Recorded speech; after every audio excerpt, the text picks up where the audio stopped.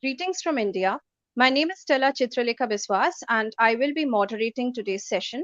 I am an assistant in the current project of Tell Me Your Story and also currently working as a state-aided college teacher at the Department of English, Sarojini Naidu College for Women, India. I welcome you to the stories of food and drinks shaping cultural identity and ideology, curated under TMYS Review September 2022 in collaboration with the York Center for Asian Research, York University, and Readomania. We are also calling for the submission of essays, poems, and short stories under the project. To know more about the submission guidelines and the project architecture, please visit www.tellmeyourstory.biz. This evening, I consider myself very privileged to be in the company of our esteemed panelist, Dr. Richard Schwartz, who will shortly share his views and insights with us. The topic for today's discussion is religious history of food consumption under the sub-theme religious beliefs or practices and their influence on food consumption behavior. Our panelist is an expert in this area with many years of professional experience. Before we begin, I'd like to introduce him. Dr. Richard H. Schwartz, PhD, is the author of Vegan Revolution, Saving Our World, Revitalizing Judaism, Judaism and Vegetarianism, Judaism and Global Survival, Who Stole My Religion, Revitalizing Judaism and Applying Jewish Values to Help Heal Our Imperiled Planet, and Mathematics and Global Survival, and over 250 related articles at jewishveg.org/Schwartz. He is Professor Emeritus at College of Staten Island, New York, President Emeritus of Jewish Veg, and Associate Producer of the video, A Sacred Duty, Applying Jewish Values to Help Heal the World. His book, Vegan Revolution, Saving Our World, Revitalizing Judaism, published in 2020, shows how, now perhaps more than ever, veganism offers a pathway for all of us of whatever faith or no faith to reduce hunger, conserve the environment, save water, reinstitute justice, and care for animals and the earth. It is no coincidence, as Dr. Schwartz demonstrates, that many of these ideas are mandates in Jewish scripture, and that reincorporating a care for the world can itself reinvigorate the spirit of a faith and galvanize its practitioners to act. It is an absolute honor to have you with us today, sir. Thank you for joining the panel. Oh, my great pleasure. Thank you for that wonderful introduction, and thank you for this opportunity to share messages with your wonderful audience. So we now open the forum for discussion. I would request Dr. Schwartz to share his insights on the topic. Over to you, Richard. Okay, many thanks. Okay, I want to start with 4 very important basic ideas that I'm just going to mention now and then spend the rest of my time trying to reinforce them and explain them. The first is that animal-based diets and agriculture violate at least 6 basic Jewish teachings. And as pointed out, other religions have similar teachings, so it violates them as well. And these are to take care of our health, to treat animals with compassion, to protect the environment, to conserve natural resources, to help hungry people, and to seek and pursue peace. And I'll be explaining each one of those a little while. The second important concept is very unfortunately, the world is now heading toward a climate catastrophe, and the main way, possibly the only way to avert it, is through a major shift toward plant-based vegan diets. Third important point I want to stress is that now there are so many plant-based substitutes for meat and other animal products that have the texture, appearance, and taste so close to the animal products that even long-term meat eaters can't tell the difference. And the fourth point is taking everything I've said so far into account, that this has to be a major focus of civilization today to get the veganism onto the agenda to help produce a sustainable world more compassionate, healthy world for future generations. Okay, so the first point to elaborate on that, 6 mandates that point to veganism as the ideal Jewish diet, and actually for every religion and for every person. First, to take care of our health. Judaism has 613 mitzvot or commandments. 610 of them can be overridden to save a life. If a life is in danger, only 3 that can't are the prohibitions against murder, idolatry, sexual immorality. And according to the Torah, human beings were created as vegans. Chapter 1, verse 29 in Genesis, first book of the 5 books of the Torah, the Jewish sacred scriptures, indicates that humans, given a diet initially of the herbs of the field, fruit from the trees, completely vegan diet. And this is consistent with what modern science is finding, that humans are much closer to herbivorous animals than to herbivorous animals than to omnivorous animals. We do not have the sharp claws of a carnivorous animal with hard, dagger-like hard teeth of a carnivorous animal. Our stomach acid is only 120 as strong, and our intestinal system is 4 times longer. So people could be far healthier, and of course, many studies have shown connections between animal-based diets, heart disease, cancer. It's really an epidemic of disease out there. So that is the first thing. Second teaching is on compassion for animals. Jewish teaches that Jews are to be called Rachmanim b'nei Rachmanim, which is compassionate children of compassionate ancestors, imitating a God, according to the book of Psalms, chapter 145, verse 9, God who's compassionate over all of his creatures. And many Jewish heroes were chosen because of compassion for animals. Moses, who led the Israelites out of Egypt, King David, one of the most famous kings of the Israelites, and also compassion for animals is so important. It's part of the 10 Commandments, some of the holiest works in the Torah, Jewish scriptures, where animals as well as people are to be able to rest on a Sabbath day. And Judaism teaches that a person should not even sit down to his own meal before making sure his animal, as a pet or a farm animal, is fed. But unfortunately, as in many cases, powerful Jewish teachings, powerful religious teachings, realities are far from that. And the way animals are treated, very horrendous on modern intensive factory farms. Just to give a couple of examples, dairy cows are artificially impregnated every single year, so they'll constantly be able to give milk. And that is done on what the industry itself calls rape racks. And then their calves, their babies are taken away right away so that the milk from the mother, which is really designed for the calf, can be sold for profit. Egg-laying hens are in cages so small they can't even raise a wing. This frustrates them. They tend to peck at each other. So instead of enlarging the very small cages, they are debeaked, a very painful process. The male at the egg-laying hatcheries are killed right away since they can't lay eggs, of course, and they haven't been genetically programmed, as so-called broilers have, to have much flesh. Okay, the third is with regard to the environment, and Jewish teaching, Genesis chapter 2, verse 15 says, human being was put in the Garden of Eden, the initial ideal location, to work the land, but also to guard it. So Jews and others are to be guardians of the earth, co-workers with God in protecting the environment. But animal-based agriculture, which now involves 70 or 80 billion animals a year being slaughtered, is very harmful to the environment. It's called deforestation, soil erosion and depletion, reduction in animal species, most important, climate change, which I intend to speak about more during the question session. So again, animal-based diets, violating the environmental teachings, each one of these, health, compassion for animals, the environment, which should be enough to convince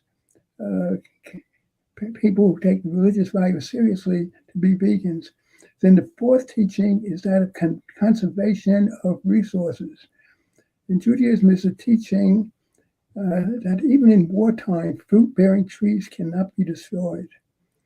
In order to obtain a battering ram to try to overcome an enemy fortification, and the Jewish sages extended that very limited case not to use an axe, cut down trees. In wartime, they made a general prohibition called Bal Tashchit, thou shalt not waste or unnecessarily destroy anything of value.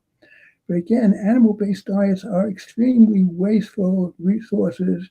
You can take up to 20 times as much land for a person on an animal-based diet than on a vegan diet. Much of that land to grow the feed crops to feed the animals. So, people, instead of being able to eat the grains directly, they're being fed to animals, and then eating the animals extremely wasteful, could take up to as much 13 times as much water, 10 times as much energy. So again, very inefficient, wasteful process in a world where land and energy and water becoming increasingly scarce. Okay, the fifth Jewish and really religious value for all religions that's being violated is to help hungry people. Judaism teaches that farmers should leave the corners of the field for the poor and the hungry, leave the gleanings of the harvest. On the holiest day, Yom Kippur, in Judaism, which Jews are fasting, the words of the prophet Isaiah are read, where as a prophetic portion, where he indicates the true purpose of fasting is to sensitize us to the hungry, to the poor, and to work to end depression and to share our bread with hungry people. But the reality is, scandalously, when 9 million people are dying of hunger and affection, over 10% of the world's people are chronically malnourished. About 70% of the grain produced in the U.S. is fed to animals destined for slaughter, about 40% of the grain worldwide. Okay, and what makes it even more scandalous is that we're taking very healthy foods, corn and soy and oats, high in fiber and complex carbohydrates, devoid of the unhealthy cholesterol and saturated fat, and if being fed to animals, the resulting product, meat and other animal products, just the opposite. No fiber, no complex carbohydrates, and high in saturated fat and in cholesterol. Okay, the final point is Judaism says we got to seek peace and pursue it. And there's also a teaching that one of the factors that makes more and more likely is when there's a shortage of grain and other resources. Matter of fact, the Hebrew words for bread, which is lechem, and war, milchama, come from the same root. The sages deduce from that when there's a shortage of grain and other resources, people are more likely to go to war. And that has been established many times in history. In biblical times, battles over water at the wells, more recently, battles over oil. Okay, so again, 6 basic mandates being violated by animal-based diets, and that's why it's essential that people take religious values seriously, make changes. Okay, second major point, which again I'm going to elaborate on more later, is that the world's heading toward a climate catastrophe, and the main way to avert that catastrophe is through a major, major shift toward plant-based vegan diets. Third, something that's becoming more and more apparent in Israel, where I am now, is one of the leaders on this. There's so many plant-based substitute products that have been created, again, with a texture, taste, and appearance very close to animal products, so that there's really no excuse for people to continue eating meat. To say, I just love the taste, well, you can get that same taste without the very negatives of mistreating animals, harming the environment, wasting resources, etc. And because of this, everything possible should be done in order to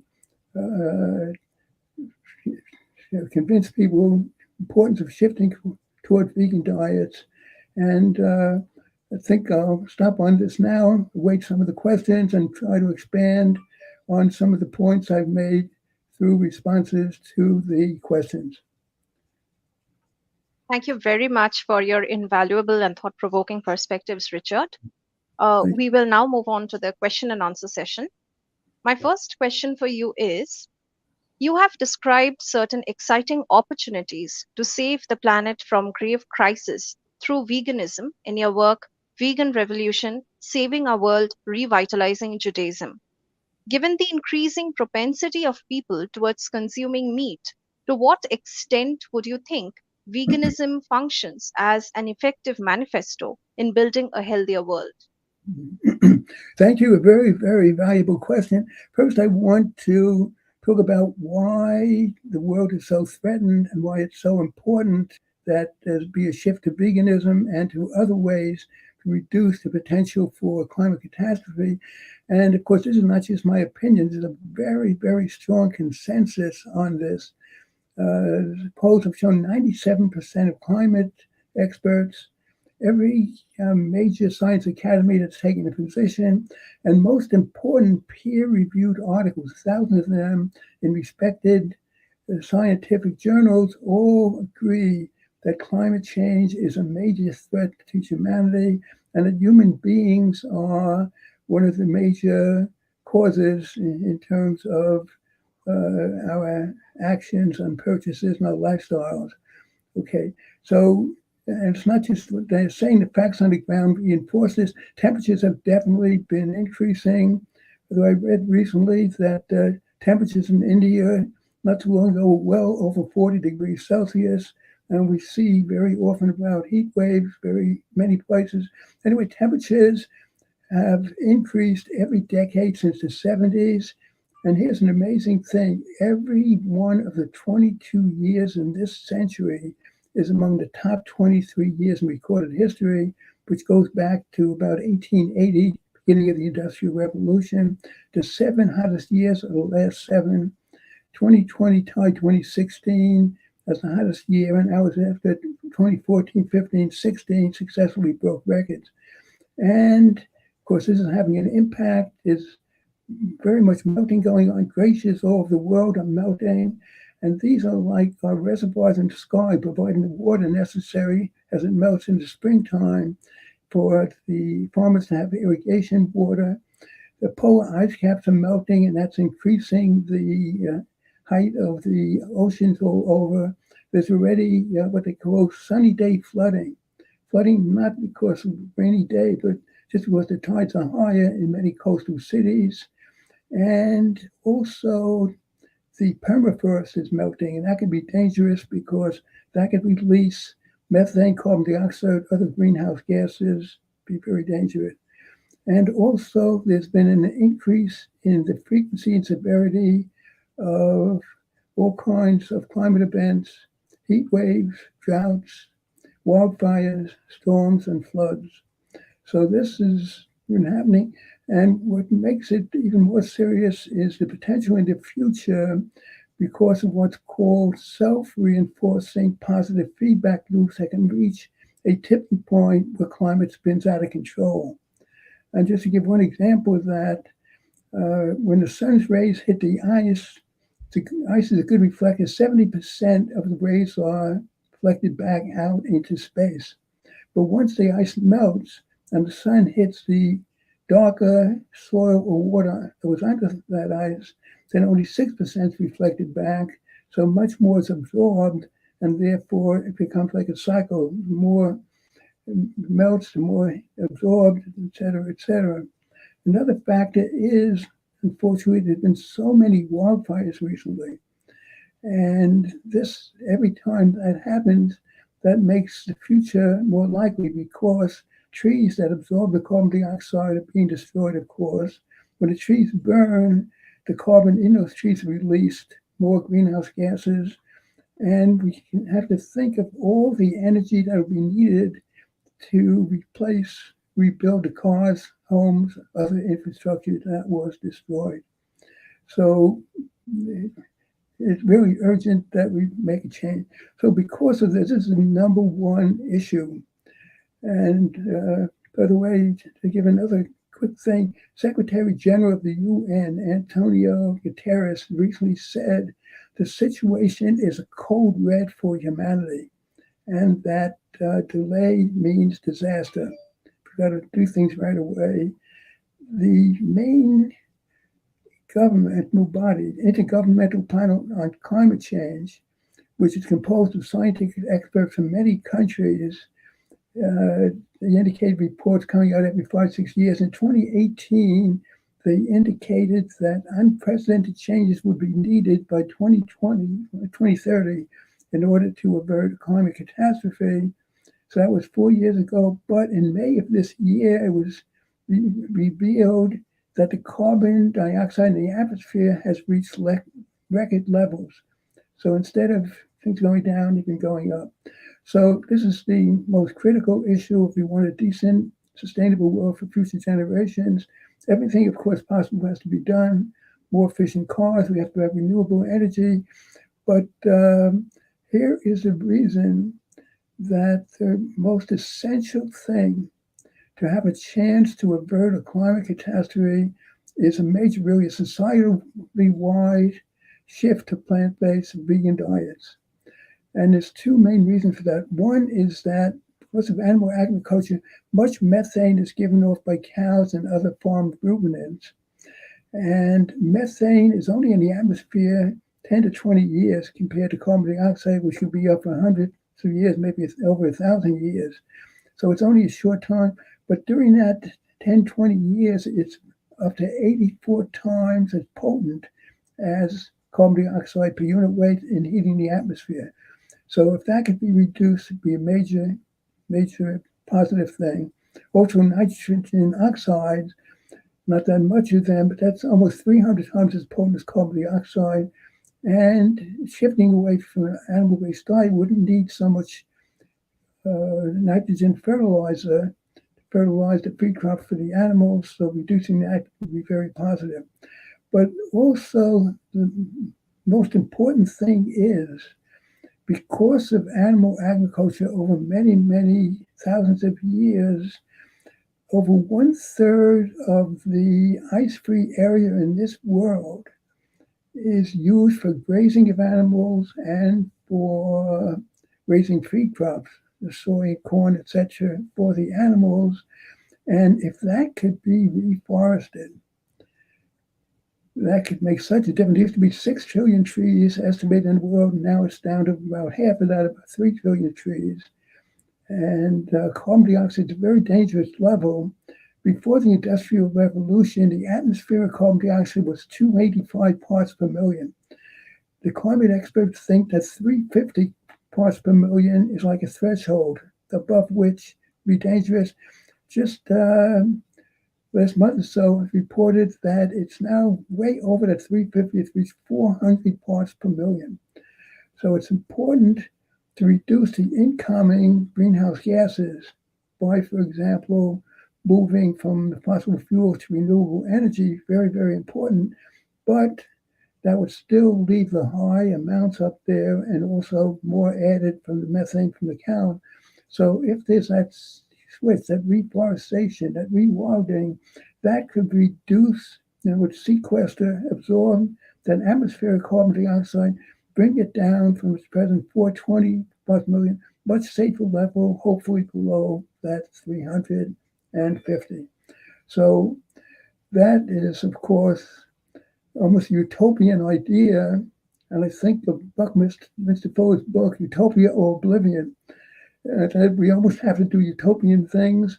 And if the word gets out, not just from, as I said, the Secretary General, code red for humanity, but other world leaders coming out and saying, this is it, major things have to happen.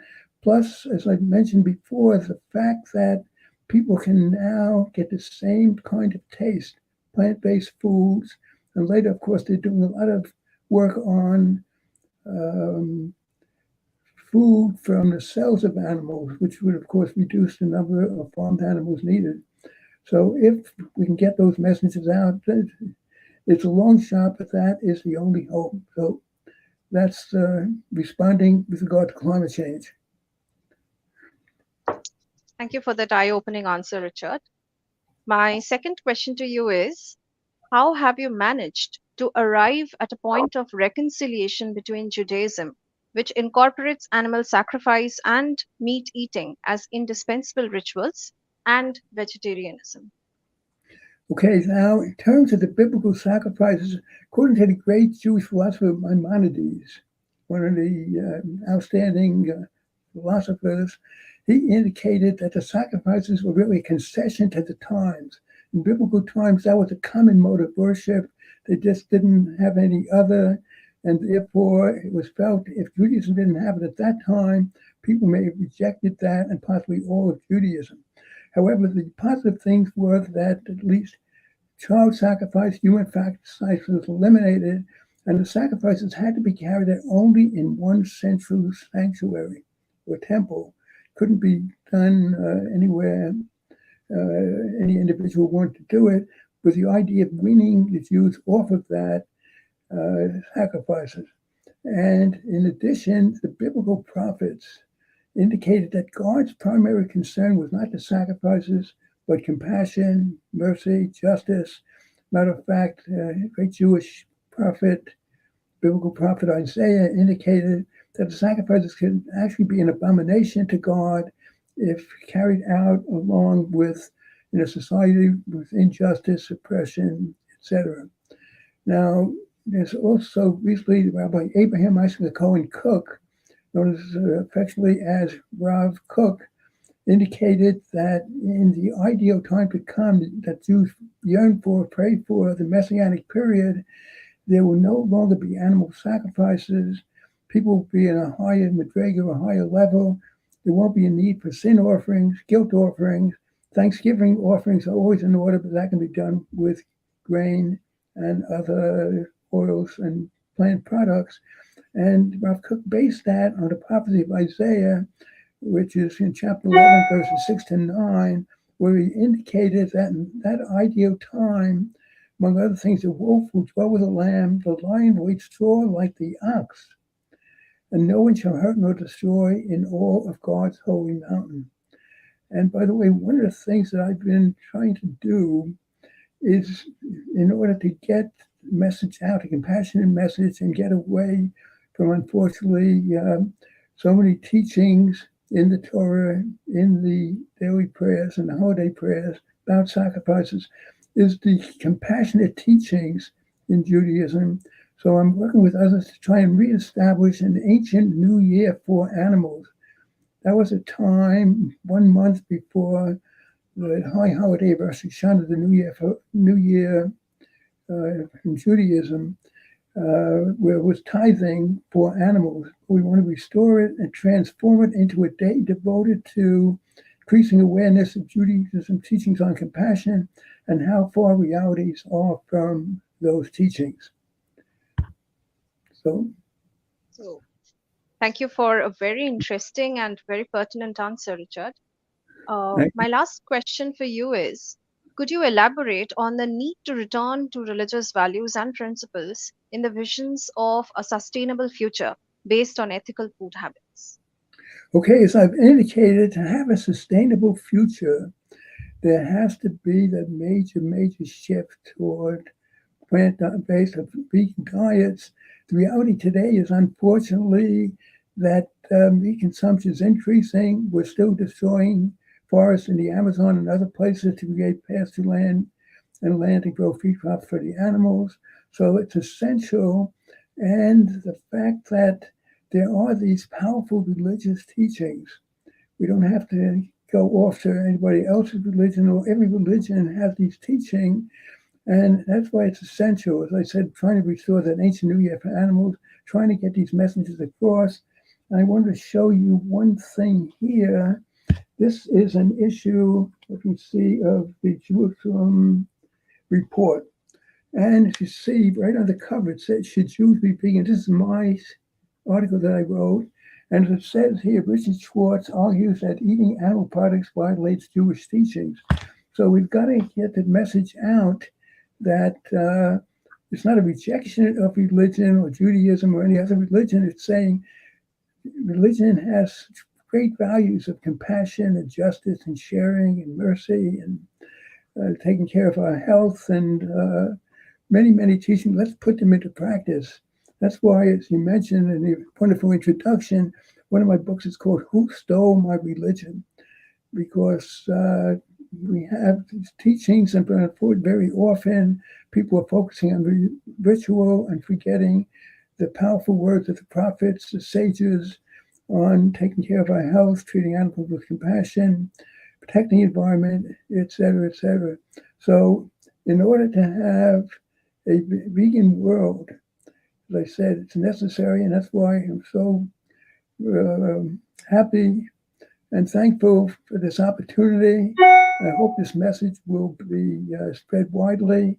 And one of the things is one of these books that I mentioned, my latest, Vegan Revolution, Saving Our World, and Revitalizing Judaism. I want to get the PDFs as many people as possible. Anybody contacts me at veggierich@gmail.com. That's VEGGIERICH@gmail.com. I'll be happy to send those PDFs out to as many people as possible. And if you do get them, share them with others.